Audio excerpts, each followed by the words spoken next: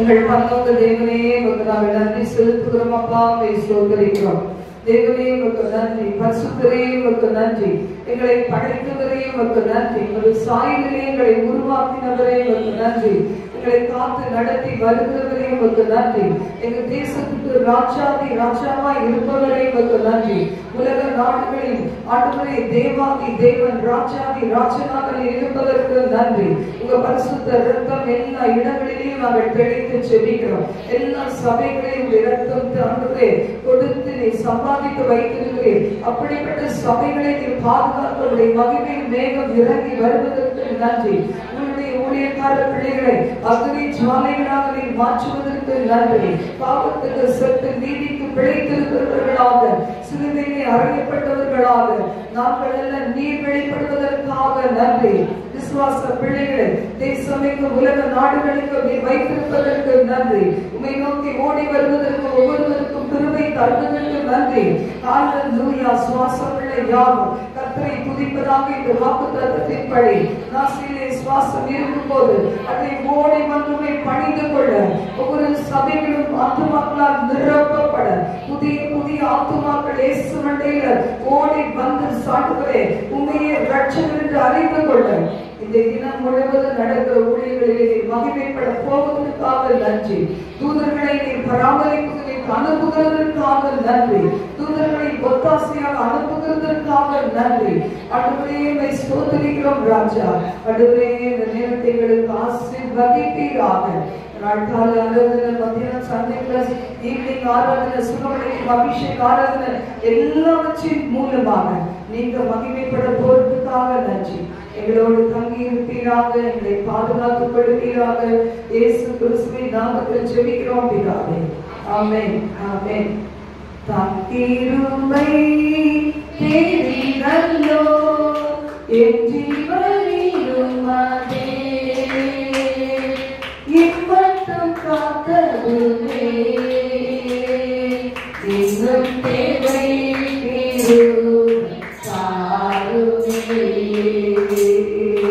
இன்னும் தேவை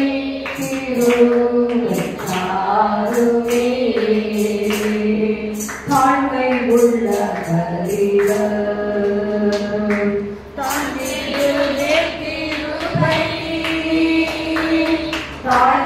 உள்ள தண்ணீருதே தீருவை வாழலாம் அது போதுமே சுகமுடன் தந்தனுடன் வாழலாம் அது போதுமே சுகமுடன் தந்தனுடன் சேவை செய்ய தீருவை தாருமே சேவை செய்ய தீருவை தாருமே நிர்மூலமாகாதது நிற்பது தீருவை நிசையில் பாவம் நீக்கிறதே நித்திய ஜீவன் பற்றிக் கொண்டே காத்துக் கொள்ள தீருவை தாருமே காத்துக் கொள்ள தீருவை தாருமே சங்கிருவை தேடி நல்லோ என் ஜீவனிலும் அதே இம்மட்டும் காத்ததுவே இன்னும் தேவை தீருவை தாருமே இன்னும்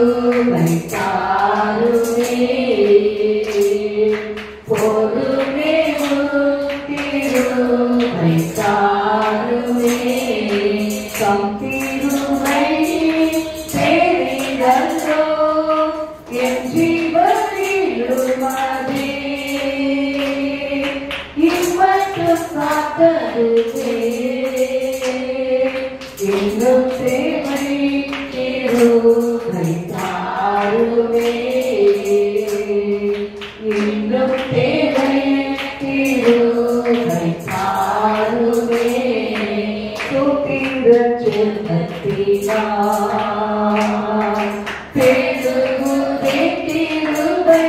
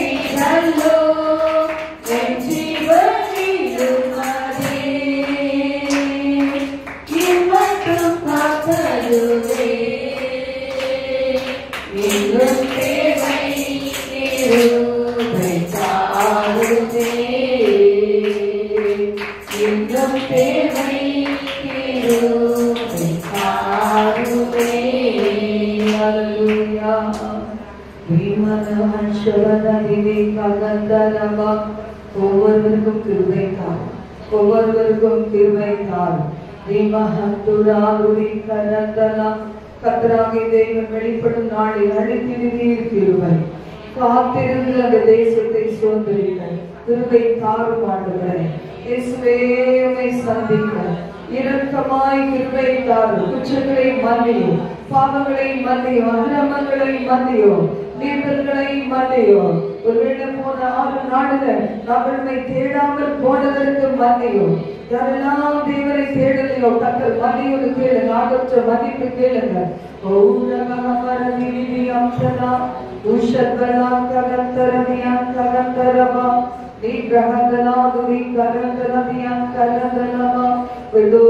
ஒரு நாடும் பொய் சொல்லி ஆண்டவர்கிட்ட ஏமாத்துறோம், மனுஷரை ஏமாத்துறோம், ஆண்டவரே ஏமாத்துறோம். ஆனா அவர் வருகை வரும்போது நினையாத வேளையில மரணம் சந்திக்கும் போது நாம் எங்க போக முடியும்? அதை மனதில் நினைத்து தீரவா என் குற்றங்களை மன்னியும் ஆண்டவரே, என் உள்ளத்தை என் கண்ணோக்கி பாரும். யாருமே பார்க்க முடியாத மனதின் ஆழத்தை கண்ணோக்கி பாரும். ஓ ரபமரது ஹதனகந்தரதி அந்தரவா நீ பிரகதனாதுரி கரந்தரதி அந்தரவனா. ஹalleluya ஹalleluya. கர்த்தரின் கிரியை நாங்கள் கிருபையற்ற கேளோற்றுவிலே,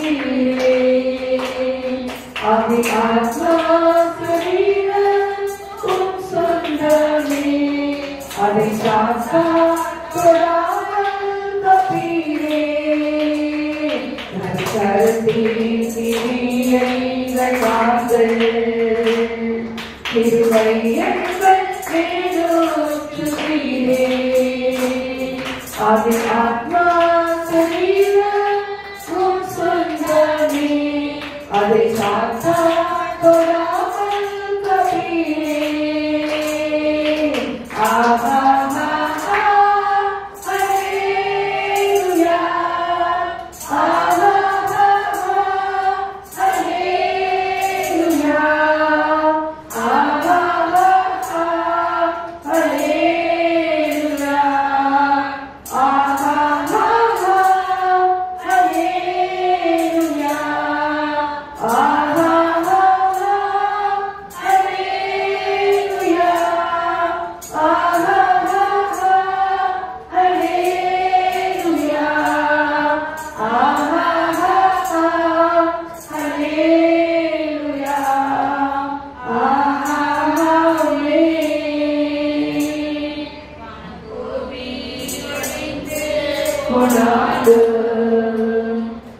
வார்த்தைகள் என்று வராது, வாழ்க்கைகள் என்று மறைந்து போம்.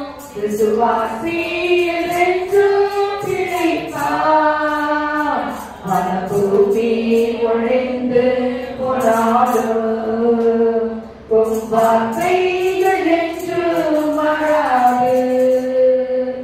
இவ்வாழ்க்கைகள்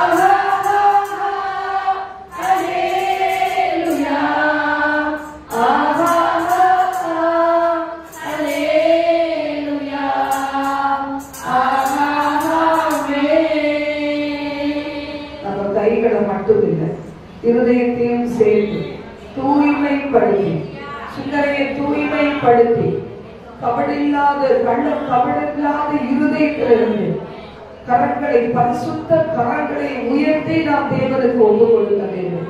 கரங்களை மட்டும் இல்ல, வாய் மட்டும் பாட்டா போதாது, அப்படி ஆத்துமாவும் தேவனை கம்பீரித்து பாடத்தக்கதாக. ஆண்டவரே, உங்க ரத்தம் இறங்கட்டும், உங்க ரத்தம் இறங்கட்டும், உங்க ரத்தம் சுத்திகரிக்கட்டும், உங்க ரத்தம் சுத்திகரிக்கட்டும். எல்லா விதமான சுய பச்சாதாபத்தின் ஆவிகள், சுய பரிதாபத்தின் ஆவிகள், கவலையின் ஆவிகள், சோர்வின் ஆவிகள், பலவீனத்தின் ஆவிகள், தூக்க மயக்கத்தின் ஆவிகள் இயேசுவின் நாமத்தால் எல்லைகளை விட்டு கடந்து போய்ட்டு கட்டளையிட்டு செல்லுங்கள். சொல்லுங்க சொல்லுங்க, என்னை விட்டு கடந்து போ. என் ஆண்டவரை ஆராதிக்கிற வேளையில என்னிடத்துல உங்களுக்கு எந்த பங்கும் கிடையவே கிடையாது. எல்லாம் வாயை திறந்தாங்க, பாஷைகளை பேசுங்க.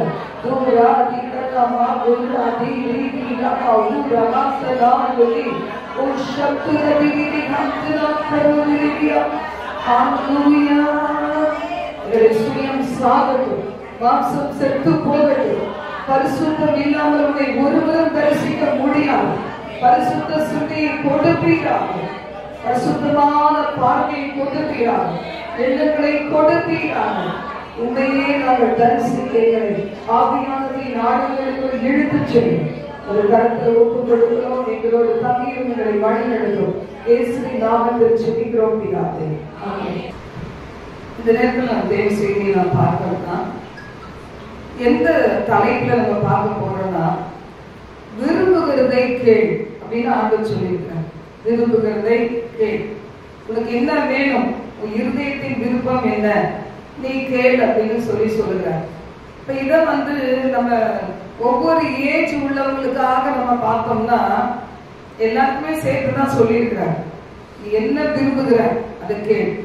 ஆண்டவர் ஒரு அற்புதம் செய்யும் முன்னாடி, நீ இதை செய்ய எனக்கு வல்லமை உண்டென்று நீ விசுவாசிக்கிறியான்னு கேட்கிறாரு.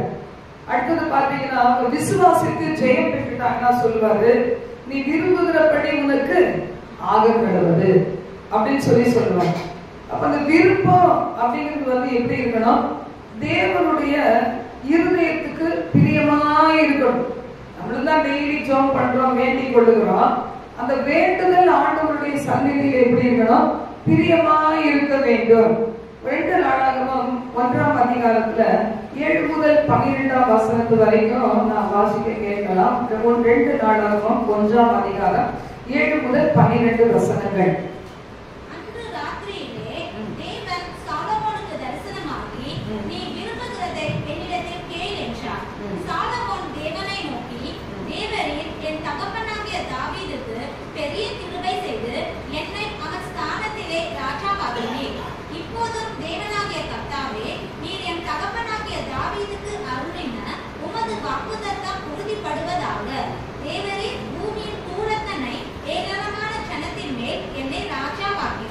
அப்புறமா பார்க்கலாங்க. அன்று ராத்திரியிலே சாலமோன் என்ன செய்தார், ஆண்டவருக்கு 1000 ஸ்தோத்திரங்களை, துதி பலிகளை அவர் செலுத்தினார். சர்வாங்க தகன பலி அப்படின்னு சொன்னார். சர்வ அங்க தகன பலி. நம்ம பரிசுத்தம் அடையிறதுக்கு ரொம்ப ஈஸியான ஒரு வழி இருக்கு. நம்ம என்ன செய்யணும், நம்மையே சர்வாங்க தகன பலியாக ஆண்டவருக்கு ஒப்பு கொடுக்கணும். நம்முடைய கண்கள், நம்ம எதுக்கெல்லாம் எல்லாத்தையுமே ஒப்பு கொடுத்துட்டோம்னு வச்சுக்கோங்களேன், ரொம்ப ரொம்ப ஈஸியா சர்வ அங்க தகன பலி, சர்வாங்க தகன பலி தான். சர்வ அங்கம், அங்கன்னா என்னது, நம்ம சரீரத்தினுடைய ஒவ்வொரு பார்ட்ஸ், என்னுடைய கண்ணு, என் சிந்தனை, என் இருதயத்தின் நினைவு, என்னுடைய செயல்கள், என்னுடைய நடத்தை, இப்ப எல்லாமே பாத்தீங்கன்னா என்ன செய்யணும், ஒன்னொன்னா கை, காலு, தலை, கண்ணு, மூக்கு, வாய், காது எல்லாத்தையும் துண்டு துண்டா வெட்டினது போல அதை வெட்டி என்ன செய்வாங்க, அந்த நாட்கள் பலிபீடத்துல வைப்பாங்க. சர்வ அங்க தகன பலி. நீங்க நமக்கு அது கிடையாது புதிய ஏற்பாட்டு காலத்துல. சர்வாங்க தகன பலி ஆண்டவருக்கு அப்படி நம்ம அந்த நம்முடைய வாழ்க்கைய, நம்முடைய சரீரத்தின் அவயவங்களை, இப்ப நான் எவ்வளோ காலம் ஆயிடுச்சு, இனி கடைசி ரவுண்ட் ஓடுற மாதிரி ஓடிட்டு இருக்கேன். எனக்கு இப்படி இருக்கும், ஒவ்வொரு நிமிஷம், ஒவ்வொரு வினாடி, ஒவ்வொரு நாடு ரொம்ப precious. நம்ம எல்லாருக்கும் அப்படிதான். இருந்தாலும் நான் எப்படி ஒப்பு கொடுக்குறேன்? எனக்கு இருக்கிற காலங்கள் என்னுடைய ஆண்டவருடைய பாதத்துல என்ன செய்யணும்? ஒவ்வொரு நாளும் ஒவ்வொரு நிமிஷமும் ஒவ்வொரு வினாடி ரொம்ப விலை வந்தது. அது ஆண்டவருக்கு அதுல ஒப்பு கொடுக்குறேன். இப்படி உங்களுடைய வாழ்க்கையின் ஒவ்வொரு நாலு நிமிஷம் வினாடி பொழுது, அதே மாதிரி நம்முடைய ஆவி ஆத்மா சரீரம், உங்களுடைய குடும்ப வாழ்க்கை, குடும்பத்துல இருக்கிற நபர்கள் எல்லாரையும் தேவ சமூகத்துல ஒப்பு கொடுக்கணும். சில பேர் பாத்தீங்கன்னா 1000 ஸ்தோத்திர பலிகளை செலுத்துவாங்க. நீங்க பாத்துருக்கீங்களா? புஸ்தகம் எல்லாம் வச்சிருப்பாங்க, அதுல 1000 ஸ்தோத்திரங்களை சொல்லிக்கிட்டே இருப்பாங்க. அப்ப நான் ஒரு காலத்துல சொன்னேன், புஸ்தகத்தை பார்த்து சொன்னது கிடையாது. ஏன்னா எனக்கு எல்லா வேலையும் கரெக்டா இருக்கும். அப்ப 1000 ஸ்தோத்திரம் நான் தூங்கு முன்னாடி என்ன செய்வேன்? விரல் முட்டி எண்ணிக்கிட்டே இருப்பேன். இது ஒரு 10 தடவை இப்படி சொல்லிட்டு கவுண்ட் பண்ணிட்டு 100 100 100 அப்புறம் 1000. அப்பா 10 முறை முடிச்சிட்டோம், அப்புறம் தூங்கலாம் அப்படின்னு செய்வேன். ஏன்னா எல்லாரும் சொல்றாங்களே அந்த 1000 ஸ்தோத்திரம் பத்தி சொல்லணும்ட்டு. ஆனா இப்ப அதுக்கு கூட நேரம் இல்லை, கரெக்டா இருக்குது. வேற மாதிரி ஷெட்யூல் எல்லாம் மாறிடுச்சு. அப்ப பாத்தீங்கன்னா சில பேர் என்ன செய்வாங்க? இந்த ஸ்தோத்திர பலிகள் வாங்கி அவங்க விரும்புற காரியம் நடக்கிறதுக்காக என்ன செய்வாங்க? ஒரு நாளைக்கு 1000 ஸ்தோத்திரங்கள் சொல்லுவாங்க. இப்படி நிறைய பேர் இருக்கிறாங்க. நீங்க கூட ஒரு நாள் அது மாதிரி செய்யலாம். நீங்க பாத்தீங்கன்னா சாலமோன் அப்படி செய்த நாள்ல அவன் அன்னைக்கு ராத்திரி தேவன் என்ன செய்தாரா? சாலமோனுக்கு தரிசனமானார். தரிசனமாய் சொல்றாரு, நீ விரும்புகிறது என்னிடத்தில் கேள். யாரு துதி நிறைய சொல்றாங்களோ, யார் நிறைய ஸ்தோத்திரங்கள் சொல்றாங்களோ, யாரு மன மகிழ்ச்சியா இருக்கிறாங்களோ, எல்லா கஷ்டத்து நடுவிலையும், நெருக்கத்து நடுவிலையும், தனிமை நடுவிலையும், வியாதி நடுவிலையும், நிறைய போராட்டங்கள் நடுவிலையும் கூட நான் யாரு தன்னை அழுத கூட கண்ணை தொடச்சிக்கிட்டு எப்படி இருக்கணும்? சந்தோஷமா இருக்க கத்துக்கணும். அதுதான் அழுதுட்டே இருந்தா யாராவது வருவீங்களா? நான் உட்காந்து ஓன்னு அழுது என் நிலைமைய நினைச்சு அழுதுட்டு அதே கதையை நான் உங்ககிட்ட சொன்னேன்னா என்ன செய்ய மாட்டீங்க? ஏன்னா இது நம்ம கதையே பெரிய கதையா இருக்கு, இதை விட மோசமான கதை இங்க இருக்குன்னு நினைப்பீங்க. இப்ப என்ன செய்யணும்? அழுதாலும் வெளியே காமிச்சு கூடாது. ஆண்டவர் சமூகத்துல அழுணும். அடுத்த நிமிஷமே என்ன செய்யணும்? இந்த எலாஸ்டிக் மாதிரி வந்துடும், மறுபடியும் கத்தருக்குள்ள சந்தோஷத்துக்கு வந்துடும். அப்போ இங்க பார்க்க நீ விரும்புகிறதை கேள் அப்படின்னு சொன்னாரு பாருங்க. நீங்க கூட இனிமே கத்தருக்குள்ள சந்தோஷமா இருக்கிறதுக்கு ட்ரை பண்ணி பாருங்களேன். ஆண்டவர் சிவா இருதயத்தின் விருப்பத்தை நிறைவேற்றுவார். இதுல வாசிக்கும் போது சாலமோன் தேவனை நோக்கி சொல்றாரு, என் தகப்பனுடைய ஸ்தானத்துல நான் சிறு பிள்ளையா இருக்கும் போதே என்னை ராஜாவாக்கி விட்டேன். ஏராளமான ஜனத்தின் மேல் என்னை ராஜாவாக்கினேன். இப்பொழுதும் நான் இந்த ஜனத்துக்கு முன்பாக போக்குவரத்தும் சாலமோனை தேவன் ராஜாவாக்கிட்டார். தாவீது எங்க இருந்தாரு பாருங்க. தாவீது ராஜாவாகிறதுக்குள்ள படாத பாடுபட்டு ராஜாவாகிறார். அப்படின்னா நிறைய பேர் பெற்றோர் என்ன செய்வாங்க? படாத பாடுபட்டு கஷ்டப்பட்டு நிந்திக்கப்பட்டு அவமதிக்கப்பட்டு ஏராளமான கடனை வாங்கி அதை அடைக்கிறதுக்கு அவை உலகத்துல வாழ்ந்து பிள்ளைகளுடைய வாழ்க்கையில நல்ல செழிப்பா கொண்டு வந்துருவாங்க. அந்த பிள்ளைகளுடைய வாழ்க்கை எப்படி இருக்கும்? சாலமோன மாதிரி சமாதானமா போவாங்க. அவங்களுக்கு பிரச்சனையே இருக்காது. நம்ம பாடுபட்டது மாதிரி நம்ம பிள்ளைகள் இருக்க மாட்டாங்க. ஏன்னா ஒரு கோதுமை மணி என்ன செய்துச்சு? நிலத்துல விழுந்து அது செத்து போயிடுச்சு. அதுக்குடைய அதாவது ஏசாயா 53 சொல்லப்பட்டது போல அவரை நோக்கி பார்க்கும்போது விரும்பத்தக்க ரூபம் அவருக்கு இல்லாதிருந்தது. எடுத்து வாசிங்க ஏசாயா 53ல. அவருக்கு அழகும் இல்லை, சௌந்தரியமும் இல்லை. அவரை நோக்கி பார்க்கிற நேரத்துல நாம் விரும்பத்தக்க ரூபம் அவருக்கு இல்லாதிருந்தது அப்படின்னு பார்க்கிறோம். அப்படிதான் ஒரு உண்மையான தாய் தகப்பன், தேவ பக்தி உள்ள தாய் தகப்பன் என்ன செய்யறாங்க? என்ன மாதிரி என் பிள்ளை வாழ்க்கை இருந்துடக்கூடாது, உபவாசித்து ஜெபித்து கண்ணீர் விட்டு பல இரவுகள் போராடி யாக்கோபை போல போராடி என்ன கஷ்டம் வந்தாலும் சரி எல்லாத்தையும் மனசுல வச்சு நான் தனிமையான பாதையில விட்டாலும் சரி, சரியே வாழ்க்கை முடிஞ்சு போச்சு, நான் இப்படியே போறேன், கடைசி மூச்சு வரையும் தேவனோடு வாழ்ந்து நான் மறிக்கும் ஒரு பல்லவத்துக்கு தான் போதும்னு சொல்லி இப்படிலாம் வாழ்வாங்க. பாத்தீங்களா? அவங்க சந்ததி எப்படி இருக்கும்? பூமியின் உயர்ந்த இடங்களிலே வைப்பார். அது கொண்டுதான் அது மாதிரி தாவீது ஓட ஓட விரட்டப்பட்டான், துரத்தப்பட்டான். ஆனா பாத்தீங்கன்னா சாலமோன் வந்த உடனே எப்படி இருக்கிறாரு? ஜாலியா இருக்கிறாரு. சாலமோனுக்கு தேவன் தரிசனம் கொடுத்து என்னப்பா வேணும் அப்ப சொல்றாரு, இவ்வளோ கூட்டத்துக்கு மேல நீ ராஜாவாக்கிட்டீங்க, ஆனா இப்ப எனக்கு என்ன வேணும்? ஞானம் வேணும் ஆண்டவரே. இவர்கள் நடுவிலே நான் போக்கும் வரத்துமாய் இருக்கத்தக்கதாக இவர்களை ஆட்சி செய்வதற்கு தக்கதான ஞானத்தை எனக்கு தாரும், அறிவை எனக்கு தாரும். ஏராளமா இருக்கிற இந்த ஜனத்தை நியாயம் விசாரிக்க எனக்கு ஞானம் இல்லை ஆண்டவரே, எனக்கு புத்தி இல்லை ஆண்டவரே அப்படின்னு கேட்கும் போது இவங்களை யார் விசாரிக்கிறது அப்படின்னு உடனே 11ஆம் வசனமும் 12ஆம் வசனம் எனக்கு ரொம்ப பிடிச்சிருந்துச்சு. வாசித்து பார்ப்போம்.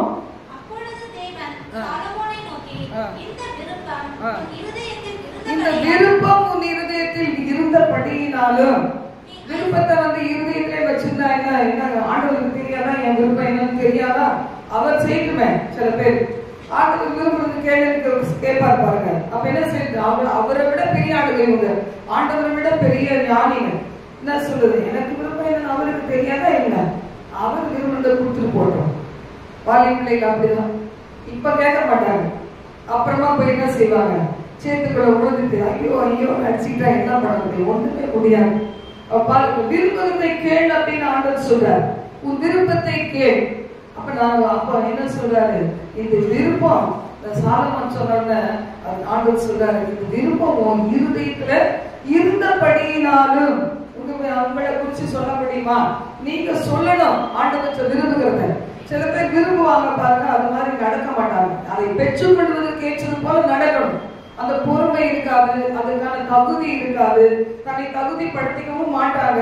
ஆனா விருப்பம் மட்டும் என்ன செய்யும்? இருதயத்துல இருக்கும். அது ஏற்ற நேரத்தில் அதை வெளிப்படுத்தாட்டா அந்த விருப்பம் எப்படி நிறைவேற முடியும்? அப்போ ஆண்டவர் கிட்ட முதல்ல அந்த விருப்பத்தை என்ன செய்யணும்? வைக்கணும். அந்த விருப்பம் ஆண்டவருக்கு பிடிச்சு இருந்துச்சுன்னா கட்டாயமா நம்ம விரும்புகிறதை தேவன் கொடுப்பார். அது விரும்புகிறது சரியா சரியில்லையா, அவர் பார்வையில சரியான்னு சொல்லி அவர் பார்க்கணும். அப்புறம்தான் கிராண்ட் பண்ணுவார். வாசிப்பாங்க. நீ ஐஸ்வர்யத்தையும் சம்பத்தையும் கனத்தையும் உன் பகைகளின் பிராணனையும் நீடித்த ஆயுளையும் நான் உன்னை அரசாள பண்ணினேன். யோசித்து பாருங்களேன். ஆண்டவர் தான் நம்மளை உயர்த்த முடியும். நம்மளால நம்மளை உயர்த்திக்க முடியுமா? யோசித்து பாருங்களேன். என்ன நானே உயர்த்திக்க முடியுமா? என்னை தேவன் எந்த பாதையில கொண்டு போனாலும் அந்த பாதையில நான் நடத்தப்படும் போது, அவரால் நடத்தப்படும் போது, ஒரு காலம் வரும்போது என்ன செய்வாரு? ஆளுகை செய்கிற அதிகாரத்தை கொடுப்பார். என்னுடைய வாழ்க்கையில எவ்வளவோ வருஷங்கள் எனக்கு நேரமே இருக்காது, அதிகால ஜெபத்துக்கு டைமே இருக்காது. என் ஹஸ்பண்டுடைய டயாலிசிஸ் நிமித்தமாக நாங்க அங்க கரெக்டா 7 மணிக்கு 6 மணி 7 மணிக்கெல்லாம் இருக்கணும். அப்ப வீட்டுல பாத்தீங்கன்னா எழுப்புறதுக்கும் புறப்படுறதுக்கும், அவங்கள புறப்பட வைக்கிறதுக்கும், ட்ரெஸ் மாத்துறதுக்கும், அவங்களுக்கு ஏதாவது ஒரு சாப்பாடு கொடுக்கறதுக்கும் இதுக்குதான் டைமே இருக்கும். அறக்க பறக்க காரை பிடிச்சி அங்க போய் கொண்டு போய் அவங்களுக்கு அந்த பெட்ல அவங்க டைமுக்கு வரலன்னா அவங்க ரொம்ப கோவப்படுவாங்க. ஏன்னா நிறைய ஸ்லாட் இருக்கும். அப்ப என்ன செய்யறது? எனக்கு சில நேரம் அழுகையே வந்துடும். ஆண்டவர் கிட்ட பாட முடியலையே, ஆண்டவரை துதிக்க முடியலையே, வேதவசனம் வாசிக்க முடியலையே. வேதவசனமாவது வாசிக்கலாம், மனம் விட்டு எங்க பேசுறது? எங்க நம்ம வீட்டுலதான் பேச முடியும். அவங்க எழுப்பும் முன்னாடி நம்ம எழுப்பிடலாம் பார்த்தா அவங்களுக்கு சீக்கிரம் எழுதுவாங்க. அப்ப பாத்தீங்கன்னா ரொம்ப கஷ்டப்பட்ட காலங்கள். இன்னைக்கு ஆண்டவர் என்ன விசாரத்துல வச்சிருக்கிறார். நெருக்கத்திலே இருந்த என்னை தேவன் விசாரத்துல வச்சிருக்கிறார். எப்ப வேணாலும் எழுப்பலாம். 3 மணிக்கு கத்தர் எழுப்பினாலும் எழுப்பலாம். நான் தான் கொஞ்சம் தூங்குறேன். 4 மணி வரைக்கும் தூங்கணுமே, இல்லை கொஞ்சம் மணி நேரம் தூங்கணுமே தூங்குறேன் தவிர நான் நினைச்சா என்ன செய்யலாம்? விடிய விடிய ஜோம் பண்ணலாம். அப்ப ஆண்டவர் பாருங்க, சில நாட்கள் இருக்குது, கடினமான பாதைகள் தான். அதுக்கு பிறகு நம்மை ஒரு விசாரத்துல நிச்சயமா வைப்பார். இதுல பார்க்கிறோம், நீர் என்ன, நான் உன்னை அரசாள பண்ணின என் ஜனத்தை நியாயம் விசாரிக்கத்தக்கதான ஞானத்தை விவேகத்தை கேட்டதுனால இதை நான் உனக்கு தருகிறேன். உனக்கு முன்னிருந்த ராஜாக்களுக்கு ஆனாலும் சரி, இனி வரப்போகிற ராஜாக்களே ஆனாலும் சரி, அவர்கள உன்னை போல யாருமே இருக்க மாட்டாங்க. வாசிப்பாங்க 12ஆம் வசனத்தை.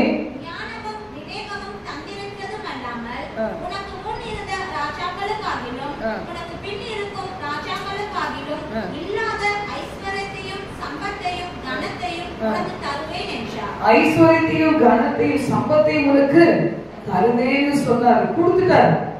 அதுக்குதான் நிறைய ஐஸ்வர்யம் கேட்கக்கூடாது. ஐஸ்வர்யம் விருத்தியானா உங்கள் இருதயத்தை அதின்மை வைக்காதிருங்கள். நான் கேட்கவே மாட்டேன். ரொம்ப ஐஸ்வர்யம் எனக்கு பயம், ரொம்ப ஐஸ்வர்யம். ஒரு சின்ன ஒரு காரியம் வந்துட்டாங்க லேசா பெருமை எழுத பாருங்க, பொட்டுன்னு போடுவாங்க ஆண்டவர். அதனால என்ன செய்யுது? ஐஸ்வர்யத்தை ரொம்ப நான் கேட்கறது இல்லை, ரொம்ப கேட்கறது இல்லை. கொஞ்சம் வேணும் தேவை கொடுத்தா போதும். கொஞ்சம் சில நேரத்துல கொஞ்சம் பேலன்ஸ் இருந்துச்சுன்னா யாருக்காவது நம்ம அனுப்பி விடலாம். அதுக்காக கொஞ்சம் வேணும். அதுக்காக அதிகமான ஐஸ்வர்யம் எனக்கு வேணும் நான் நினைக்கிறதே கிடையாது. இந்த சாலமோனுக்கு தேவன் கொடுத்தாரு பாருங்க, எவ்வளவு இரக்கத்தோட, எவ்வளவு அவனை ஆசீர்வதிக்க முடியுமோ ஆசீர்வதிச்சுட்டாரு. ஆனா கடைசியில அந்த ஐஸ்வர்யமே அவனை தேவனை விட்டு பிரிச்சிருச்சு. எச்சரிப்பே கொடுத்தாரு, ஐஸ்வர்யம்னா நான் நிறைய கொடுக்குறேன், ஆனா நீ என்னை விட்டு விலகி போகாதே, அந்நிய பெண்களோட நீ சகவாசம் வைக்காதே, அந்நிய ஜாதியோட கலந்து இருக்காது, அவர்கள் உன் இருதயத்தை என்னை விட்டு தூரப்படுத்திடுவாங்க அப்படின்னு சொன்னா கேட்கவே இல்லை. என்ன செய்தாங்க? கடைசியா அவன் வழுவி போனான் என்று வேதம் சொல்லுது. நீதிமொழிகள் 22:11 வாசிக்கும் போது, சுத்த இருதயத்தை விரும்புகிறவனுடைய உதடுகள் இனிமையானவைகள், ராஜா அவனுக்கு சிநேகிதன் ஆவான். சுத்த இருதயத்தை விரும்புகிறவங்க எப்படி இருப்பாங்க? எல்லா காவலோடும் தன் இருதயத்தை காத்து கொள்வாங்க. ரொம்ப பயம் வெளியே வந்தாரு ஆண்டவர் சொல்வேன், அப்பா உங்க மனவாட்டி என்ன செய்ய, வெளியே ஒரு ரவுண்டு கொண்டு போயிட்டு எல்லா வேலையும் முடிச்சு வீட்டுக்குள்ள கொண்டு வந்து பத்திரமா சேர்த்துக்கப்பா. இந்த வீட்டுக்குள்ள போனாதான் ஒரு நிம்மதியே வரும். என்னன்னா எந்த டிஸ்டர்பன்ஸ் வராது. நம்மளா போய் விழுந்து அதை தவிர நானா போய் போன் பண்ணி பேசினாலும் நானா எதுலையும் மாட்டவே முடியாது. வெளியில வரும்போது ஜாக்கிரதையோட வந்துட்டு மனமுடன் வீட்டுல போய் அதுல இருக்கிறது தான் நிம்மதியே இருக்கு. அப்ப சுத்த இருதயத்தை நாம் எல்லாரும் என்ன செய்யணும்? விரும்ப வேண்டும். பிள்ளைகள் காலேஜ் போகும்போது ஜாப் பண்ணிட்டு போகணும். எல்லாரும் என்னையே பார்க்கட்டும், என் பேச்சையே கேட்கட்டும், என் மூச்சையே பார்க்கட்டும், விழுந்து போயிருவேன் கீழே. ஆண்டவரே என்ன என்ன செய்யும்? பொல்லாதுடைய கண்களுக்கு என்னை விலக்கி காத்து, பொல்லாத பார்வையுடைய கண்களுக்கு என்னை விலக்கி காத்து, பத்திரமா நான் போய் ஒழுங்கா படிச்சுட்டு வீட்டுக்கு வரணும், வேலைக்கு போயிட்டு ஒழுக்கமா வீட்டுக்கு வரணும் அப்படின்னு சொல்லி கேட்கும் போது அந்த சுத்த இருதயத்தை அவங்க என்ன செய்யறாங்க? விரும்புகிறாங்க. சுத்த இருதயத்தை விரும்பும் போது பாருங்க, அவங்களுடைய இருதயத்துல இருந்துதான் வார்த்தையே வருது. அந்த வார்த்தை எப்படிப்பட்டதா இருக்குமா? இனிமையானதையா இருக்கும். அப்ப ராஜாவுக்கு சிநேகிதன் ஆவான். நம்மலாம் உயர பறக்க வேண்டியவங்க, கீழே பார்த்துட்டே போக கூடாது, பண்ணி மாதிரி போக கூடாது. உயர பறக்க வேண்டியவங்க மேலானவைகளை பார்ப்பாங்க. பாத்தீங்களா, சில பிள்ளைகளை பார்க்க சொல்லுவாங்க, பிடிச்சாலும் பிடிச்சது புளியன் கொம்பா பிடிச்சிருச்சுவாங்க. அந்த புளியன் கொம்பை என்ன செய்யாது? அது உடஞ்சி விடாது. சிலர் முருக கிளையை பிடிச்சிடும். அதுதான் அதுக்கு பெரிய ஐஸ்வர்யமா தெரியும். வாலிபு அதுக்கு என்ன தெரியும்? 100 ரூபாய் ஒரு மாசத்துக்கு எவ்வளவு ரூபாய் இருந்தா ஒரு மாசம் குடும்பத்தை நடத்த முடியும் தெரியுமா? ஒரு பிள்ளை பிறந்தா எவ்வளவு ரூபாய் தேவைன்னு தெரியுமா? அது என்ன செய்யும்? முருகலை பிடிச்சிட்டு அப்படியே ஒடிச்சு விடும். அது மாதிரி சில பேர் அப்படி இல்லை. நம்ம எப்படி இருக்கணும்? மேலானவைகளை நோக்கி இருக்க வேண்டும், ஜெபித்து காத்திருக்க வேண்டும், ஏற்ற வேளையில தேவன் உயர்த்தும்படி அவருடைய பலத்த கருத்துக்குள் அடங்கி இருக்க வேண்டும். இப்ப சுத்த இருதயத்தை நாம் விரும்பினோம்னா அந்த சுத்த இருதயத்திலிருந்து வருகிற விண்ணப்பத்துக்கு ஆண்டவர் நிச்சயமா பதில் கொடுப்பார். நம்ம பரிசுத்தப்படுத்திக் கொள்ளும் போதுதான் ராஜாவுக்கு சிநேகிதர், நம்ம இயேசு ராஜாவுக்கு சிநேகிதராக முடியும். எத்தனை பேருக்கு இயேசு ராஜாவுக்கு சிநேகிதராகணும்? ஹல்லேலூயா, ஹல்லேலூயா. ஏன்னா சிநேகிதர் தான். அவர் சொல்றாரு, ஆண்டவர் நீங்க என்னை ஆண்டவரா பார்க்காதீங்க, கடவுளா பார்க்காதீங்க, போதகரா பார்க்காதீங்க, சிநேகிதரா பாருங்க. எவ்வளவு பேருக்கு ஒரு ஆசை பார்த்தியா, எல்லாருக்கும் ஃப்ரெண்டு கிடைக்கும், எனக்கு மட்டும் கிடைக்கலையே அப்படின்னு சொல்லி. நான் எனக்கு ரொம்ப மோஸ்ட்லி கிடைக்காது. ஆனா இயேசு என்ன செய்யறாரு? என் மேல ஜெலஸா இருக்கிறார். ரொம்ப அவர் ஜெலஸ் காட். என் அன்பு முழுசும் அவருக்கு வேணும். என் வாழ்க்கையை ஒவ்வொரு பகுதியும் ஆண்டவருக்கு வேணும். கடைசி மூச்சு வரைக்கும் நான் அவருக்கு வேணும். அதனால என்ன செய்யறாரு? எல்லா இடத்துலயும் வேலையை வச்சு கர்த்தர் அருமையாய் நடத்தி வருகிறார். ஹல்லேலூயா. அப்ப எனக்கு என்ன ரொம்ப பிடிக்கணும்? இயேசு அப்பாவுக்கு, இயேசு ராஜாவுக்கு சிநேகிதரா இருக்கிறது எனக்கு பிடிக்கணும், சிநேகிதியா இருக்கிறது எனக்கு பிடிக்கணும். அதை விட்டுட்டு ஆண்டவர் கொஞ்சம் ஒரே ஒரு சான்ஸ் தாங்க, நிச்சயமா தரவே மாட்டாங்க, அடிதான் கொடுப்பாரு. யாக்கோபு 2ஆம் அதிகாரத்துல 21 முதல் 23 வசனங்கள்ல நாம் வாசிக்க கேட்கலாம். நம்முடைய பிதாவாகிய ஆபிரகாம் தன் குமாரன் ஈசாக்கை பலிபீடத்தின் மேல் செலுத்தின போது கிரியைகளினால் அல்லவோ நீதிமானாக்கப்பட்டான். ஆண்டவர் நம்ம கேட்போம், ஒரு காரியத்தை கேட்டு இது செய்ய ஆண்டவர். அவர் சொல்றார், நீ இதை செய், நான் அதை செய்வேன். நீ உன்னுடைய சிலுவையை எடுத்துக்கொண்டு எனக்கு ஊழியம் செய் அப்படின்னு சொல்றாரு. நம்ம என்ன செய்வோம்? என் வீட்டுல இருக்க பிரச்சனையை மாத்துங்க, என் வீட்டுக்கார மாத்துங்க, பிள்ளைகளை மாத்துங்க அப்படின்னு நீங்க கேட்பீங்க. ஆண்டவர் சொல்றாரு, அதையெல்லாம் விடு, அதையெல்லாம் என்கிட்ட வச்சு அந்த பாரங்கள்லாம் என்கிட்ட வச்சிரு. நீ கவலைப்படுற ஒவ்வொரு நாளும் திரும்பி வரப்போறது கிடையாது. கவலையிலே பல வருஷங்கள் ஓட்டிடுவாங்க, கண்ணீரிலே ஓட்டிடுவாங்க. தம் பெறத்தெல்லாம் பேர பிள்ளைகளுக்கு பேர பிள்ளைகளுக்கு அதுக்கு அடுத்தது என்ன வரவோ தெரியல, எல்லாத்துக்கும் வேஸ்ட் பண்ணிடுவாங்க. கடைசியில் சிக் பெட்ல படுத்துவாங்க. என்ன பிரயோஜனம் அது வாழ்க்கையில? ஆண்டவர் கிட்ட ராஜ்யத்துல போய் நின்னா கேட்பாரு, நீ எனக்கு என்ன செஞ்ச? ஏதாவது ஒண்ணு செஞ்சியா? சம்பாதிச்ச பணத்துலதான் யாருக்காவது இறக்கம் பாராட்டி ஒரு ஏழைக்கு ஏதாவது கொடுத்தியா? படிக்க வச்சியா? ஏதாவது சாப்பாடு வாங்கி கொடுத்தியா? இல்ல எனக்காக தான் என் ராஜ்யம் கட்டி எழுப்பப்பட ஏதாவது செஞ்சியா? எதுவுமே செய்யாம இப்படி தண்டமா வந்து நிக்கிறேன் ஆண்டவர் கேட்பார். அப்ப பாத்தீங்கன்னா இதுல வாசிக்கிறோம், ஆபிரகாம் என்ன செய்தாராம்? ஆண்டவர் கிட்ட அவர் சிநேகிதரானாராம். எப்படி சிநேகிதரானாரு அப்படின்னா, ஈசாக்கை பலிபீடத்துல வைக்க சொன்ன போது அவர் என்ன செய்தார்? கிரியைகளினாலே அந்த பிள்ளை எவ்வளவு நேசித்திருப்பாரு, வாக்குத்தத்தம் பண்ணின பிள்ளைய எவ்வளவு நேசித்திருப்பாரு. அந்த பிள்ளைய பலியா கொடுக்க சொல்றாரு போது மனசுக்குள்ள எவ்வளவு கஷ்டமா இருக்கும் பாருங்க. அப்படியா பெரிய பெரிய காரியத்தை நம்மகிட்ட கேட்டார். ஒண்ணு இல்லையே, உன் குடும்ப பாரத்தை மறந்து நீ என்னை பத்தி நீ சொல்லு, நீ பெற்றுக்கொண்ட நன்மையை பிறருக்கு சொல்லு. இயேசு இல்லாத எத்தனையோ பிள்ளைகள் இருக்கிறாங்க, எத்தனையோ பேர் சபைக்கு வராம வீடுகளை உட்கார்ந்து அழுதுகிட்டு இருக்கிறாங்க. யாரும் ஒரு சிலர் மூலமாக சில கஷ்டங்களை அனுபவிச்சிருந்தாங்க, இனி ஆண்டவர் வேணாம் சபை வேணாம் அப்படின்னு வீட்டுல இருக்கிறாங்க. அவங்களுக்கு நீ சொல்லு, அவங்க கட்டாயமா அவங்களை எதிர்க்க மாட்டாங்க. அப்ப ஆண்டவருடைய வார்த்தை சொல்லுது, அவன் கிரிகளினாலே தானே நீதிமானாக்கப்பட்டான். ஈசாக்க கூட்டிட்டு போய் அவன் கேள்வி கேட்கும் போது பதில் கொடுத்து, எல்லாம் இருக்குது, விறகு இருக்குது, குச்சி இருக்குது, எல்லாமே இருக்குது. ஆனா தகன பலிக்கான ஆடு எங்கே? இவரதான் ஆடு மாதிரி பலி பீடத்துல வைக்க போறாரு. சொல்லல, நீதான் பான்னு சொல்லல. தகன பலிக்கான ஆட்டை கர்த்தர் பார்த்துக் கொள்வார். வா, கடைசியில பார்த்தா இவனையே கட்டி அந்த கட்டை மேல போட்டு எல்லாம் ரெடி பண்ணும் போது அருவால எடுத்து ஓக்கு போது ஒரு சத்தம் கேட்குது, பிள்ளையாண்டான் மேல உன் கையை போடாது. அப்ப அந்த கிரிகளினாலேதான் ஆபிரகாம் என்ன செய்தாரு? நீதிமானாக்கப்பட்டார். விசுவாசம் அவருடைய கிரியைகளோட கூட முயற்சி செய்து கிரியைகளினாலே விசுவாசம் பூரணப்பட்டது என்று காண்கிறாரே. அப்ப பாருங்க, விசுவாசம் அவருடைய கிரியைகளோட சேர்ந்துச்சு. இந்த ரெண்டும் சேரும் போது அங்க வெற்றியே கிடைச்சது.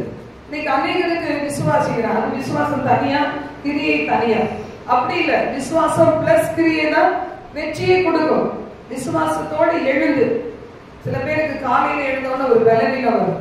அன்னைக்கு காலேஜ் போக கூடாது, அன்னைக்கு வேலைக்கு போக கூடாது, அன்னைக்கு சர்ச்சுக்கு வரக்கூடாது. சில பேர் என்ன செய்வாங்க, ஐயோ இன்னைக்கு தலை வலிக்குது, இன்னைக்கு என்ன செய்யலாம், ஆன்லைன்ல ஆன் பண்ணி விட்டுட்டு நம்ம பாட்டு வீட்டுல இருக்கலாம். பிசாசுக்காக தான் அவங்களுக்கு கண்ணி வச்சிருக்கான்னு அர்த்தம். இன்னைக்கு ஆலயத்துக்கு வந்து அவங்களுக்கு கிடைக்க வேண்டிய விடுதலைங்க பறிக்கிறதுக்காக அவன் காலையில தலைவலி கொடுத்துட்டான். பாருங்க, நீங்க நினைச்சு பாருங்க, திங்கள்ல இருந்து சனிக்கிழமை வரைக்கும் எனக்கு ஒரு வலியும் இல்லை, என்ன ஞாயிற்றுக்கிழமை மட்டும் வருது. யோசித்து பாருங்க, ஒரு வாரம் 2 வாரம் யோசித்து பார்த்தா அவங்களுக்கு நல்லா புரிஞ்சிடும். அப்போ விசுவாசமும் அந்த கிரியும் சேரும் போது ஆபிரகாம் என்ன செய்தாராம்? அதை ஆண்டவர் என்ன நினைச்சாரு? நீதியாக எண்ணினார் அப்படின்னு பாக்குறோம். ஆபிரகாம் தேவனை விசுவாசித்தான், அது அவனுக்கு நீதியாக எண்ணப்பட்டது என்கிற வேத வாக்கியம் நிறைவேறிச்சு. அவன் தேவனுடைய சிநேகிதன் எண்ணப்பட்டான். நீங்க தேவனுக்கு சிநேகிதர் ஆகணும்னா விசுவாசமும் வேணும், அடுத்தது கிரியும் வேணும். விருப்பத்தை சொல்லணும், அந்த விருப்பத்துக்கு ஆண்டவர் என்ன செய்வாரு? நிச்சயமா பதில் தருவாரு. அதை விசுவாசித்து பெற்றுக்கொள்ள வேண்டும். பெற்றுக்கொண்டதை கிரியில வெளிப்படுத்த வேண்டும். அந்நாள் வெளிப்படுத்தினாங்க, போனாங்க, ஜெபம் பண்ணாங்க, அழுதாங்க, அவங்களுடைய கவலையெல்லாம் ஆண்டவர் பாதத்துல ஊற்றினாங்க.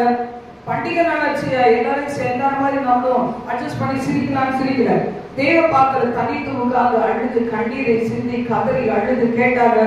அதுக்கப்புறம் பாத்தீங்கன்னா ஆலயத்தை விட்டு வெளியே போகும்போது எப்படி போனாங்களா? சந்தோஷமாய் போனாங்களா? வீட்டுக்கு போய் நல்லா சாப்பிட்டு சந்தோஷமா இருந்தாங்களா? நம்ம தீர்மானிச்சா நம்ம சந்தோஷமா இருக்க முடியும். நான் தீர்மானிச்சிருக்கேன், என்ன வந்தாலும் நான் சந்தோஷமா இருப்பேன். ஏன்னா அது ஆவியின் கனியில ஒண்ணு என்கிட்ட இல்லாம இருந்துச்சு, சந்தோஷங்கிறது இல்லாம இருந்துச்சு. ஒரு வருஷத்துல நான் தீர்மானிச்சேன், ஆண்டவரே நான் சந்தோஷமா இருக்கணும், ஆண்டவரே இருப்பேன் ஆண்டவரே அப்படிதானே. சில நேரத்துல இந்த வயசானவங்களாம் போட்டு யூடியூப்ல போடுறாங்க, நீங்க பாத்துருக்கீங்களா? ஒரு அம்மா, வயசான அம்மா, அவங்க எப்படி அவங்க வீட்டோட பையன்கள்லாம் கொண்டு விட்டாங்க எனக்கு தெரியல. ஆனா அவங்க அவ்வளவு அழகா அவங்க பேசுறதே ரொம்ப ரசிக்கணும் போல இருக்கும். அதை பார்த்து சிரிச்சுட்டு இருப்பேன். ஏன்னா தனியாக உட்காந்து வேற என்ன செய்யறது, யாரு கூட சிரிக்கிறது, போன்ல போய் சிரிச்சா மாட்டிப்போம். அதனால என்ன பண்றது, இதை பார்த்து சில நேரம் சிரிப்பேன். சிரிச்சுட்டு நான் என்னுடைய தங்கச்சியாருக்கெல்லாம் அனுப்பிச்சு விடுவேன். சொல்லுவேன், இதை பார்த்து சந்தோஷமாயிடு அப்படின்னு சொல்லி. அது மாதிரி நம்ம தீர்மானம் பண்ணினாலும் என்ன செய்ய முடியாது, சந்தோஷமா இருக்கவே முடியாது. மூச்சை தூக்கிட்டு தீர்மானம் பண்ணி எப்படி இருக்கணும், நம்ம சிரிக்கணும் தீர்மானம் பண்ணி, இன்னைக்கு நம்பிக்கையோட இருப்பேன் தீர்மானம் பண்ணி, துதிப்பேன் தீர்மானம் பண்ணி, உழைப்பேன் ஒழுங்கா உழைப்பேன் தீர்மானம் பண்ணி, செபிப்பேன் தீர்மானம் பண்ண நடக்கும்.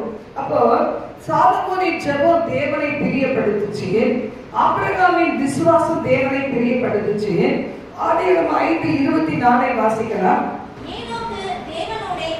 ஏனோக்கு தேவனோடு சஞ்சரித்துக் கொண்டு இருக்கையில் காணப்படாமல் போனார், தேவன் அவனை எடுத்துக்கொண்டார்.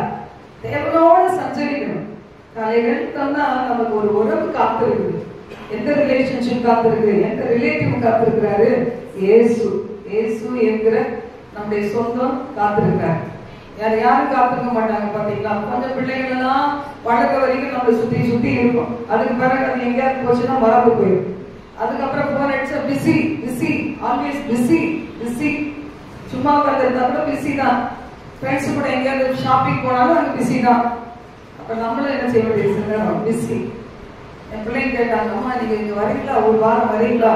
இல்ல இல்ல, ஐஎம் சோ பிஸி. அவ்வளவுதான். நம்ம சும்மா உட்காந்துருக்கிறோம். அவங்க கூட உருப்படியாக பண்றோம். நான் சொன்னேன், ரொம்ப பிஸி, வர முடியாது அப்படின்னு சொல்லிட்டு. அது மாதிரி பாத்தீங்கன்னா ஏனோக்கு பிஸி தான், எப்பவுமே பிஸி. தேவனோடு சஞ்சரித்து கொண்டே இருந்தா. நமக்கு சஞ்சரிக்கிறதுக்கு ஆவியானவரை கொடுத்திருக்கிறாரு.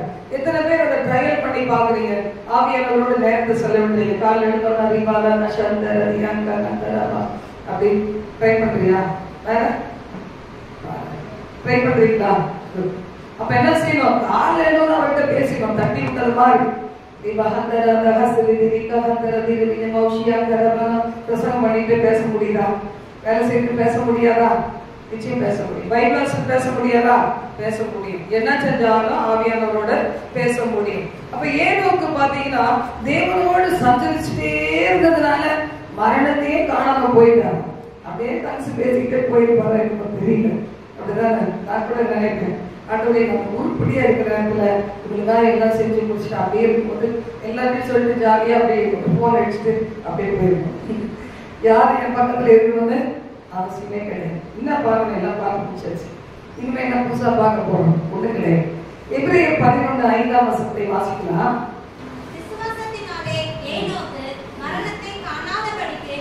விசுவாசத்தினாலே ஏனோக்கு மரணத்தை காணாதபடிக்கு எடுத்துக்கொள்ளப்பட்டான். தேவன் அவனை எடுத்துக்கொண்டபடியினாலே அவன் காணப்படாமல் போனான்.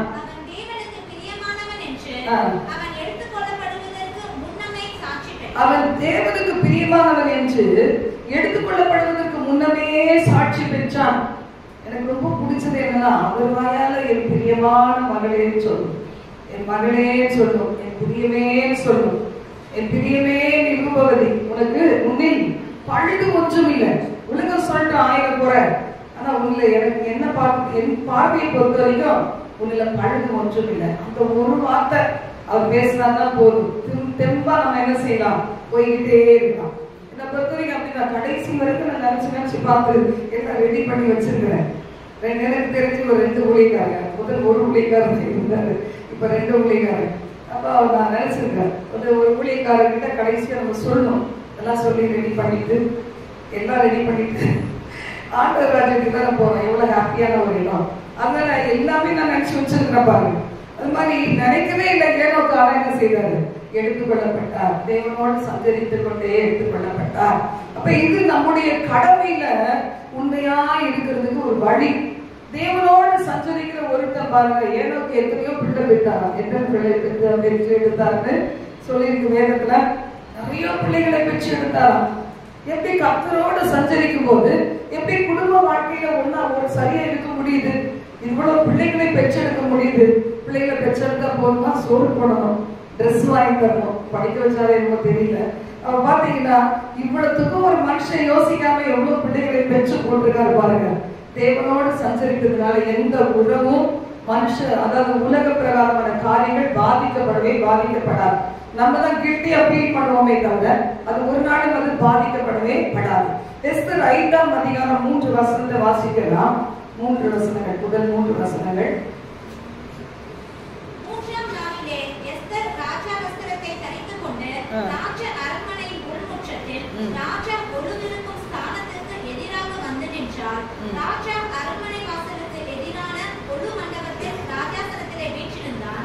ராஜா ராஜஸ்திரியாகிய எஸ்தர் முற்றத்தில் நிற்கிறதை கண்டபோது அவளுக்கு அவன் கண்களில் தயை கிடைத்ததினால் ராஜா தன் கையில் இருக்கிற பொற்செங்கோலை எஸ்தரிடத்திற்கு நீட்டினான். அப்பொழுது எஸ்தர் கிட்ட வந்து செங்கோலின் நுனியை தொட்டார். இன்னைக்கு நிறைய பேரு டைரக்டா போறது, வாழ்க்கையில ஒரு தேவை வந்தவங்க எப்படா முடிக்கிறார் பாருங்க. கதவு திறந்தோன்னு நாளைக்கு 3000 ரூபாய் வேணும், என்ன பண்ணவே தெரியாது. இப்பவே நீ இதே மாதிரி வெளியே ஓடி போய் 3000 ரூபாய்க்கு கொண்டு வந்தாலும் சரி, ஒரு நிறைய அடை குடிச்சாலும் சரி, அப்ப 3000 ரூபாய் வேணும். இதுதான் நிறைய பேர். அப்படியே எப்ப சொல்லணும், என்ன சொல்லணும், உனக்கு என்ன பண்ணிட்டு சொல்லணும். இங்க பாருங்க, ராஜாவை பார்க்க முடியாத ஒரு கட்டளை இருக்குது. ஆனா ராணி செய்தது என்ன? இந்த கட்டளையை மீறி கூட நான் போறேன், செத்துட்டு போறேன். ஆனா என்ன செய், யூத குலங்கள்லாம் நீங்க ஜெபம் பண்ணுங்க, மொர்தெகாய் ஜெபம் பண்ணு. எந்த குலம் அழிய போதோ அவங்களாம் ஜெபம் பண்ணிட்டோம். அவங்களும் வந்து என்ன செய்யட்டும், உபவாசிக்கட்டும். அவங்க வந்து ஜெபம் பண்ணணும்னு வராது, அவங்க உபவாசிக்கட்டும். நானும் என் தாதிமாரும் உபவாசிக்கிறோம். உபவாசம் என்ன பண்ணுவோம், உபவாசம் இருந்தாலே ஜெபம் பண்ணணும். இல்லைன்னா உபவாசம் என்னது, உபவாசம் கிடையாது, பேர் பட்டினி. கோவத்துல சாப்பிடாம இருப்போம் பாத்தீங்களா? சின்ன பிள்ளைகளுக்கு அப்படிதான், கோவம் வந்து முதல் சாப்பிட மாட்டாருதான் எனக்கு. அது இப்ப உதவியா இருக்கு, பல வருஷங்கள் உதவியா இருக்கு, பல வருஷங்கள் உதவியா இருக்கு. கடைசியில கல்யாணம் முடிஞ்ச அப்புறம் யாராவது நம்மளை தாங்குவாங்கன்னு பார்த்தேன், ஒருத்தரும் தாங்கவே இல்லை. எங்க வீட்டுல சொல்லுவாங்க, அது பசிச்சா அது வயிற்று பசிச்சா அது சாப்பிடும். மாமியார் கூட பாப்போம் சாப்பிட சொல்லுங்க, அதெல்லாம் தேவையே கிடையாது. அவளுக்கு பசிச்சா அவ சாப்பிடுவோம், நீ வாங்கி கொடுத்து போ அப்படின்னு. அது மாதிரி யாருமே தாங்கலைன்னா நானே சாப்பிட ஆரம்பிச்சிட்டேன். இன்னைக்கு நிறைய பேர் அப்படிதான் பட்டினி இருந்து சாதிக்கணும்னு நினைச்சீங்கன்னா ஒரு நாள் அதுவும் பிரேக் ஆயிடும். யாரும் இல்லை, சண்டையே பண்ண மாட்டாங்க, தின்னாட்ட போ. அப்ப என்ன செய்யுங்க, ஒழுங்கா சாப்பிடுவீங்க. இப்படி ஒழுங்கா சாப்பிடாதுன்னா அல்சர், அசிடிட்டி, அல்சர் எல்லாமே வருது. அப்ப இதுல நான் பார்க்கும்போது இதுக்கு அந்த 3ஆவது நாள் அந்த ராஜா கிட்ட போறப்போ ஒரு மரண பயம் இல்ல. என்ன செய்வாரோ தெரியல ராஜா, அந்த சட்டத்தை மீறி நான் உள்ள பிரவேசிக்கிறேனே, ராணி கூட உள்ள வர முடியாது. அப்ப பாருங்க, 3ஆம் நாள்ல எஸ்தர் நினைச்சீங்களா செய்தாங்களா, ராஜ வஸ்திரம் தரித்து கொண்டு அந்த 3 நாள் முன்னாடி 3 நாள் ஒருவேளை அந்த நாட்கள்ல என்ன செய்வாங்க, உபவாசம் இருக்கிறப்ப என்ன செய்வாங்க, சாக்கு ஆடையை அவங்க தடைத்து கொள்வாங்க. ஒருவேளை அந்த மாதிரி அவங்க, அதாவது அது ஒரு அடையாளம் மாதிரி. இப்போ சில இடங்கள்ல அதை ஃபாலோ பண்றாங்க, நம்மதுல அப்படி கிடையாது. அப்ப பாருங்க, அந்த உபவாசம் இருந்து அந்த மாதிரியே அப்படியே போய் நிக்கல, ராஜ வஸ்திரத்தை தரித்து கொண்டு உள்முற்றத்தில போய் எதிராக வந்து நின்று என்ன செய்யறாங்க, முற்றத்துல நிற்கிறதை, எஸ்தர் முற்றத்துல நிற்கிறதை கண்ட போது அவளுக்கு என்ன செய்து, ராஜாவுடைய கண்கள்ல தயவு கிடைத்தது. உடனே ராஜா தன் கையில் இருக்கிற பொற்செங்கோலை நீட்டுகிறார், இவள் தொடுகிறார். உடனே ராஜா கேட்கிறாரு, எஸ்தர் ராஜாத்தியே, உனக்கு என்ன வேண்டும், நீ கேட்கிற மன்றாட்டி என்ன, நீ ராஜ்யத்தை பாதி மட்டும் கேட்டாலும் உனக்கு அது கொடுக்கப்படும். நம்ம ஆண்டவர்கிட்ட முதலாவது நம்முடைய காரியங்களை வைக்கணும், அதுக்கு பிறகுதான் மனுஷனுக்கு நம்ம ஷேர் பண்ணணும். முதலே நம்ம மனுஷத்தை கேட்டோம்னா நமக்கு கிடைக்கிறது இல்லை. பாருங்க, எஸ்தருக்கு தெரிஞ்சிச்சு, நான் தன்னுடைய கணவனே ஆனாலும் ஒரு நல்ல பெரிய பொறுப்புல இருக்கிறார், நான் மட்டும் அவருடைய போக்கஸ் இல்ல, ராஜாங்கத்தில் உள்ள அத்தனை பேரும் போக்கஸ், அவங்க எல்லாரையும் அவன் தான் கவனிக்கணும். இப்படிப்பட்ட ஒரு பொறுப்பு நிறைந்த என் தன்னுடைய கணவன். அப்ப அவன் பார்க்க போகும்போது கூட அவங்க ஆயுதத்தோட போனாங்க பாத்தீங்களா, அதுதான் என்ன செய்தது, அவனுடைய வாழ்க்கையில் அவங்க விரும்புகிற காரியத்தை கிடைக்க செய்தது. அப்ப விரும்புகிற காரியம் முதல்ல கேட்கணும், விரும்புகிற காரியத்தை நம்ம ஆண்டவர்கிட்ட கேட்கணும். இருதயத்திலே வச்சுட்டு இருந்தா எப்படி, அது இருதயத்திலே வச்சுக்க கூடாது. நம்ம வாலிய பிள்ளைகள் தான் இதுல ரொம்ப தீவிரம் காப்பாங்க. விரும்புகிறத உடனே போட்டு கேட்டு எல்லாம் முடிச்சு 2 நாள்ல கதை முடிஞ்சு 3ஆவது நாள் அழுது நிற்பாங்க. நமக்கு தேவன் சொல்லுகிற ஆலோசனை என்ன, நீ விரும்புகிறத என்னிடத்துல கேள். அப்போ ஆண்டவர்கிட்ட நம்ம கேட்கணும். எதுக்காக கேட்கிறோம், ஆண்டவர் அதை பொறுத்து நமக்கு பதில் தருகிற தேவன். இப்ப இதுல நம்ம பார்க்கிறோம், 3 நாள் இரவும் பகலும் சாப்பிடாம குடிக்காம எஸ்தரும் அவருடைய தாதிமாரும் எங்க இருக்கிறாங்க, ராஜ அரண்மனையில அவங்க எல்லாரும் உபவாசம் இருந்தாங்க. அவங்களுக்காக யூத ஜனங்கள் உபவாசம் இருந்தாங்க. மொர்தெகாய் உபவாசம் இருந்தாரு. கடைசியில எஸ்தர் ராஜாத்தி கேட்டது போலவே ஆண்டவர் என்ன செய்தாரு? ராஜா மூலமாக அதிகாரத்தை பெற்று யூத குலம் முழுவதையும் எஸ்தர் ராஜாத்தி காப்பாற்றினாங்க என்பதை நாம் பார்க்கிறோம். ஆதியாகமம் 4ஆம் அதிகாரம் முதல் 4 வசனத்துல நம்ம வாசிக்கும் போது நாம் இதை பார்க்கலாம். ஆதாம் தன் மனைவியாகிய ஏவாளை அறிந்தான். அவர் கர்ப்பவதியாகி காயீனை பெற்று கர்த்தரால் ஒரு மனுஷனை பெற்றேன் என்றார். பின்பு அவனுடைய சகோதரனாகிய ஆபேலை பெற்றார். ஆபேல் காயின் இந்த 2 பிள்ளைகளை பெறுகிறாங்க. ஏவாள் பெறுகிறாங்க. அப்படி பெறும்போது ஆபேல் ஆடுகளை மேய்க்கிறவனா இருந்தான், காயின் நிலத்தை வலியிடுகிறவனா இருந்தான். அப்ப அவங்களுக்கு தெரியுது கர்த்தருக்கு நம்ம ஏதாவது காணிக்கை கொடுக்கணும் அப்படின்னு தெரியும் போது ஆபேல் என்ன செய்யறானா, தன் மந்தையின் தலையீச்சுகள் ஆண்டவருக்கு ரொம்ப பிடிக்கும். முதல் பிள்ளை யாருடையது? கர்த்தருடையது. பொம்பளை பிள்ளையானாலும் கர்த்தருடையதுதான். ஆண்டவர் எனக்கு சொன்னார். ஒரு தடவை என் மகளுடைய வீட்டுக்கு நான் போய் எல்லா சூட்கேஸ் எல்லாத்தையும் எடுத்து வச்சேன். அப்ப வச்சுட்டு நான் உட்காரக்கூட இல்லை. கர்த்தர் சொன்னாரு, இவள் என்னுடையவ, இவள் முதற் பேரா இருக்கிறா, இவ என்னுடையவ, என் ஊழியத்தை அவள் செய்வான்னு சொல்லி நிறைய அந்த சம்பந்தப்பட்ட வசனங்களை சொன்னார்.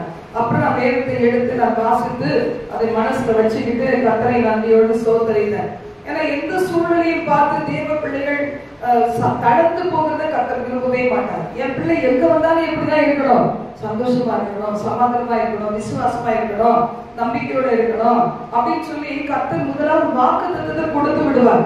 கொடுத்த உடனே நம்ம அதை பிடிச்சுக்கணும். இது கர்த்தர் அப்படியே நிறைவேற்றுவார் என்று நம்ம நம்பும் போது கர்த்தர் அதை செய்வார். இந்த இடத்துல ஆபேல் ஆடுகளை மேய்க்கிறவனா இருந்தார். அவர் கொண்டு வரும்போது நல்லா மிக சிறந்தது ஆண்டவருக்கு கொண்டு வந்தான். காயின் என்ன செய்தானா, ஏதோ ஆண்டவருக்கு கொடுப்போம் அப்படின்னு சொல்லிட்டு எடுத்துட்டு வந்தான். எபிரேயர் 11:4 வாசிக்கிறோம். விசுவாசத்தினாலே ஆபேல் காயினுடைய பலியிலும் மேன்மையான பலியை தேவனுக்கு செலுத்தினான். அதனாலே அவன் நீதிமான் என்று சாட்சி பெற்றான். அவனுடைய காணிக்கைகளை குறித்து தேவனே சாட்சி கொடுத்தார். ஆபேல் இன்னைக்கு மரிச்சு போனா கூட நம்ம பேசுறாரு பாருங்க. தேவ சமூகத்துல அந்த இருதயத்தை தான் பார்க்கிறாரு. நல்ல இருதயம் இல்லாம நீங்க 1 லட்சம் ரூபாய் கொடுத்து கூட பிரயோஜனமே கிடையாது. நல்ல இருதயத்தோட எனக்கு கொஞ்சம் தான் இருக்கு, நான் அப்படிதான் ஜோம் பண்ணி கொடுக்குறேன், நான் கொஞ்சம் தான் நான் கொடுக்குறேன் ஆண்டவரே, இவங்களுக்கு யாருக்காவது உதவி செய்யலாம்னு சொல்லி தேவ ஊழியத்துக்கு நம்ம அனுப்பி கொடுத்தாலும் சரி, நான் கொஞ்சம் தான் கொடுக்குறேன், அவங்க தேவைகள் அநேகமா இருக்குது, இதன் மூலமாக அவங்களை ஆசீர்வதியும் அப்படின்னு சொல்லி கொடுத்தாங்கன்னா அவங்க ஆசீர்வாதமா இருக்கிறத நம்ம பார்க்க முடியும். அந்த இருதயத்தை தேவன் பார்ப்பாரு. அவருக்கு ரொம்ப பிரியமா இருந்துச்சுன்னா தேவன் நம்ம என்ன செய்வார்? என்னைக்கும் மறக்கவே மாட்டார். இந்த ஆபேல் இன்னைக்கும் பேசுறது போல நம்மை குறித்து எந்தெந்தும் சாட்சிகள் எழுதி இருக்கும். சங்கீதம் 51:17 நம்ம கடைசியை வாசித்து முடிக்கலாம். தேவனுக்கு ஏற்கும் பலிகள் என்னது? நொறுங்குண்ட ஆவிதான். தேவனே நொறுங்குண்டதும் நறுங்குண்டதுமான இருதயத்தை நீ புறக்கணியே. இன்னொரு டிரான்ஸ்லேஷன் சொல்லுது, தேவன் விரும்பும் பலி என்ன? தேவனுக்கு விரும்புறது என்னது அப்படின்னா பணிவான ஆவி, தாழ்மையுள்ள ஒரு இருதயம். தாழ்மையுள்ள இருதயம் தேவன் கிட்ட என்ன பிடிக்குமா? உடைந்து நொறுங்கி போன இருதயம் உள்ளவர்களை தேவன் தள்ளவே மாட்டாராம். இன்னைக்கு ஆண்டவருக்கு இதான் ரொம்ப பிடிக்கும். நம்ம பாருங்க, நம்முடைய ஒவ்வொரு கிரியைகள் எப்படி இருக்கு யோசித்து பாருங்க. உடைந்து நொறுங்கி போன இருதயம் தாவீதின் இருதயம். பாவம் செஞ்சுட்டாரு, ஒரே ஒரு தடவை பாவம் செஞ்சுட்டாரு. ஆனா பாத்தீங்கன்னா ஆண்டவர் உடைஞ்சி நொறுங்கி போன இந்த பாவ பாரத்தை என்னால தாங்கவே முடியல. ஆண்டவரே நீங்க என் கூட இருக்கணும், எனக்கு ரட்சணை சந்தோஷம் வேணும்னு கதறி கதறி அழுது சங்கீதம் 51 எழுதினார். அப்ப பாத்தீங்கன்னா அவருக்கு என்ன தெரியுது? உங்களுக்கு பிடிச்சது நொறுங்கின ஆவிதான, கருங்குண்ட இருதயம் தானே, பணிவான ஆவிதான, இன்னைக்கு உடைச்சி நொறுங்கி போயிருக்க ஒருத்தரையும் தள்ளாத தேவன் என்னை ஏற்றுக்கொள்ளுன்னு கதறும் போது கர்த்தர் அவருக்கு அவரை மன்னித்து ஏற்றுக்கொண்டார். மறுபடியும் தாவீது என் இருதயத்துக்கு ஏற்றவன் என்று சொல்லி சாட்சி கொடுத்தார். நம்ம கூட நம்முடைய வாழ்க்கையில தவறு செய்யலாம், ஏதோ ஒரு சந்தர்ப்பத்துல செஞ்சிருக்கலாம். ஆனா ஆண்டவர் கிட்ட நம்ம பணிந்த ஆவியோட வந்து மன்னிப்பு கேட்கும் போது தேவன் நம்மை மன்னித்து அவர் ஆசீர்வதிப்பார். அப்படி எழுந்து ஜெபம் பண்ணலாமா? பரலோக தேவன் எல்லாம் எழுந்து நிற்போம். அப்புறமா மூட்டை கட்டுல இப்ப எழுந்து நில்லுங்க. ரீபானா ஹந்தரா மியான் கலந்தரா உரி கபர பௌஷி அக்கரதி வாய்த்தருங்க. இயேசு உங்களோட பேசினாரா? எத்தனை பேர் நம்புறீங்க ஆண்டவர் என்னோட பேசினான்னு சொல்லி? நம்ம அவரோட பேசணும்ல. ஒருவேளை உங்களுக்கு எல்லாமே மைண்ட்ல நிக்கலன்னா, அடுவே இந்த வார்த்தைகளுக்கு என்னை ஒப்பு கொடுக்குறேன்னு சொல்லுங்க. அடுவே இந்த வார்த்தைகளுக்கு என்னையும் ஆண்டவரே, அடுவே நாளைக்கு யூடியூப்ல கேட்க போகிற பிள்ளைகளையும் இன்று வந்திருக்கிற பிள்ளைகளையும் ஒப்பு கொடுக்கிறேன் ஆண்டவரே. சின்ன குழந்தை முதல் பெரியவங்க வரைக்கும் சண்டே கிளாஸ் வெளியே நடத்தி கொண்டிருந்தாலும் அந்த பிள்ளைகளையும் அதுல கலந்து கொண்டிருக்க குட்டி பிள்ளைகளையும் ஒப்பு கொடுத்து ஜெபிக்கிறப்பா. ஒப்பு கொடுக்க சொல்லும் போதே பாருங்க, ஒரு தேவ சமாதானம் இருதயத்துல நிரப்பிக்கொண்டே இருக்கிறது. மென்மையான தேவ ஆவியானவர் அசைமாடிக்கொண்டே இருக்கிறார். தேவனுக்கு ஏற்கும் பலி நொறுங்குண்ட ஆவி ஆண்டவரே, நான் தப்பு பண்ணிடுற வெளியே போய் பண்றேன், மன்னிச்சுருங்க ஆண்டவரே. கேட்பீங்களா? மன்னிச்சுருங்க ஆண்டவரே. அப்பா மன்னிச்சுருங்க அப்பா. என் இருதயத்துல இருக்கிற ஆசைய உங்ககிட்ட சொல்லாம நான் எல்லாத்தையும் சொல்லி அது மாதிரி நான் ஆண்டவரே அவமானப்படுறேன் ஆண்டவரே. நான் விரும்புறது என்ன? உங்ககிட்ட சொல்றதுக்கு எனக்கு அந்த தாழ்மையை தாருங்க, அந்த பணிவை தாருங்க ஆண்டவரே. ஒரு அமர இறுதி அந்தனா கரோ தி ஹஸ்லே கரா தி ஹத்தனா தி கரந்தனா உஷவரபா திலதனா உஷந்தனா தி கருதி ககந்தனா தி ஹந்தரா து ஹந்தரீத பகந்தரா தி கரந்தனா உஷவர பிரகதர தி அந்தரபா. கேளுங்க, ஒரு குழந்தை போல தேவ சமூகங்களை தாழ்த்தி நீங்க கேளுங்க.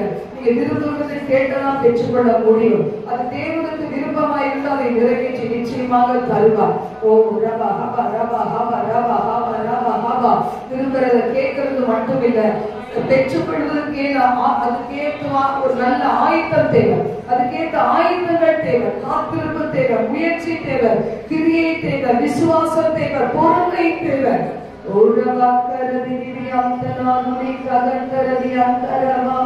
அதுவரே ஒரு பிள்ளைகளை ஒப்புக் கொடுக்கிறேன். வறண்டதும் விடாய்ப்புமான நிலத்திலே உங்களுடைய வார்த்தைகள் நிறைவேறுவதற்கு நாங்கள் காத்திருக்கிறோம் ஆண்டவரே. அப்பா பனி ஆண்டவரே, புள்ளி மேல் பெய்கிற பனித்துளியை போல என் சிந்தனையில இந்த வார்த்தைகள் இறங்கி, இந்த என் இருதயத்திலே இறங்கி, என் வாழ்க்கையிலே இறங்கி என்னை ஆசீர்வதிக்க போகிறதற்காக நன்றி சொல்லுகிறாப்பா. ஆண்டவரே உங்களுக்கு நன்றி என்று சொல்லுவாப்பா. நன்றி தகப்பனே, நன்றி தகப்பனே, நன்றி தகப்பனே, நன்றி தகப்பனே, நன்றி தகப்பனே. உங்களுக்கு பிரியமானது எதுவோ அதையே நாங்கள் செய்து எங்கள் வாழ்நாளிலே ஜெயத்தின் மேல் ஜெயம் பெறுகிறது எங்களுக்கு உதவி செய்வீராக, எங்களை ஆசீர்வதிப்பீராக. குடும்பத்தின் எந்த சூழ்நிலைகளும் உங்கள் அன்பை விட்டு எங்களை பிரிக்கவே முடியாத ஆண்டவரே, நாங்கள் உங்களுடைய அன்பிலே நிலைத்திருந்து அவர்களையும் நீ சத்தியத்திற்குள்ளாக கொண்டு வர கிருபை தருவீராக. ஒவ்வொருவரையும் பயன்படுத்தும் ஆசீர்வதி எல்லாவித நன்மைகளால் நிரப்புங்க ஆண்டவரே. தகப்பனே, ஒரு களஞ்சிகள் பரிபூர்ணமாய் நிரப்பட்டும். ஆசீர்வதியும் நன்றி நிறைந்த இருதயத்தை தான். துதிகர மகிமை எல்லாம் ஒருவருக்கே செலுத்துகிறோம். இயேசுவின் மூலம் பிதாவே. ஆமென், ஆமென்.